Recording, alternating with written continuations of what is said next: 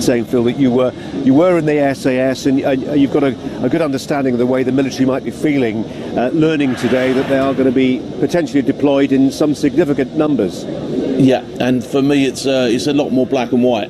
There aren't as many issues for me. We've now got people whose intent was to do harm and have actually carried out, and they've killed our children. So if you say that one line to yourself, you have killed our children, it then becomes a bit more black and white. And I think people are missing the point here. People are trying to go down too many avenues. We have people in this country who are actively targeting and killing our children. Okay, that's it, bust. No more, no less. And they have done that, and they have proved that they can do that now.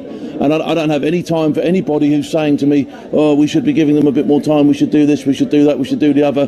No, we now have to act, we have to do something, and we have to do something quickly. Okay, I sense your emotion. Practically, what would you do?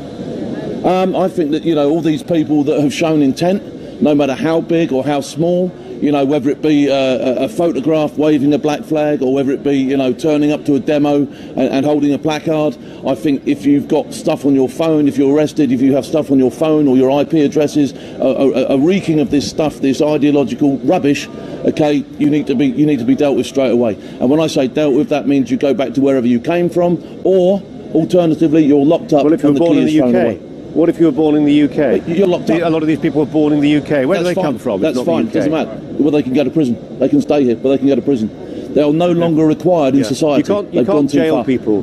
Sorry, Phil Campion, but the danger is, of course, there's understandable indignation. People are angry, but there's a danger, and we've seen it before. That there's a potential danger that if you, in the eyes of some people, overreact, start jailing people without necessarily reaching a sufficiently robust evidential test. In other words, just throwing people in prison because you think they're dodgy.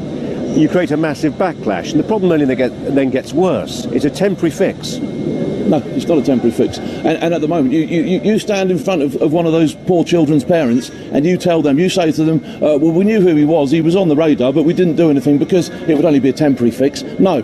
He's now killed, and there's more stacking up to do the same thing. And if we don't identify it, if we don't grip it, and if we don't put other people off from doing it, we're going to hit this thing time and time again. Now is the time to do something about it. They've taken it up to the next level.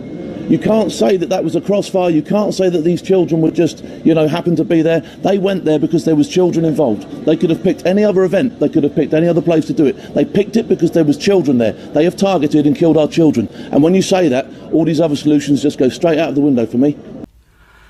It made America realise that Britain was her real and true friend when they were hard up against it and wanted something, and that no one else in Europe was.